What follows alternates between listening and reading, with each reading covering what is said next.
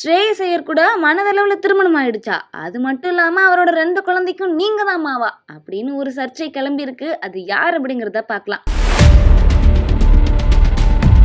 இந்திய கிரிக்கெட் வீரர் ஸ்ரேயஸ் ஐயரோட 2 குழந்தைகளுக்கு தான் தாயாகி விட்டதாகவும் மனதிலேயே அவரை திருமணம் செய்து விட்டதாகவும் பிரபல ஹிந்தி பிக் பாஸ் பிரபலம் எடின் ரோஸ் சொல்லியிருக்காங்க.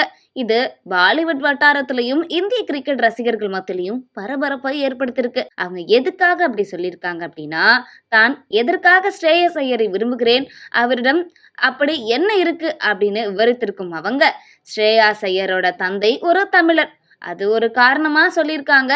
எடின் ரோஸ் அவங்க என்ன சொல்லியிருக்காங்க அப்படின்னா, நான் ஸ்ரேயஸ் ஐயரோட குழந்தைக்கு தாயாகி விட்டதா நம்புறேன். என்னோட மனதுல நான் ஏற்கனவே அவரை திருமணம் செய்து விட்டேன். நீங்க எப்போதும் நேர்மறையான எண்ணத்தை வைத்திருக்க வேண்டும். நீங்கள் மாயாக அதை நம்ப வேண்டும்.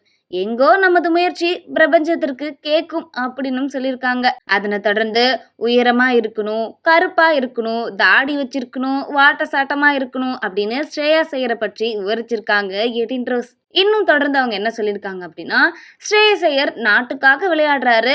அதை விட அவரை விரும்புவதற்கு ஒரு என்ன காரணம் வேணும்? அது மட்டும் இல்லாம அவர் ஒரு தென்னிந்தியர்.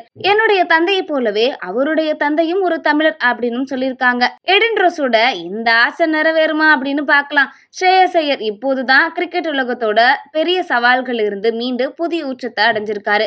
சமீபத்தில் நடந்து முடிந்த 2025 IPL தொடர்ல ஸ்ரேயாஸ் ஐயர் பஞ்சாப் கிங்ஸ் அணியின் கேப்டனா சிறப்பா விளையாடிருந்தாரு. 600 ரன்கள் சேர்த்து அவரு பஞ்சாப் கிங்ஸ் அணியை இறுதி போட்டி வர அழைத்துட்டு போயிருக்காரு. IPL வரலாற்றிலேயே Delhi capitals, Kolkata knight riders, Punjab கிங்ஸ்னு 3 வெவ்வேறு அணிகளை இறுதி போட்டிக்கு அழைத்து சென்ற ஒரே கேப்டன் அப்படிங்கிற பெருமையை பெற்றிருக்காரு.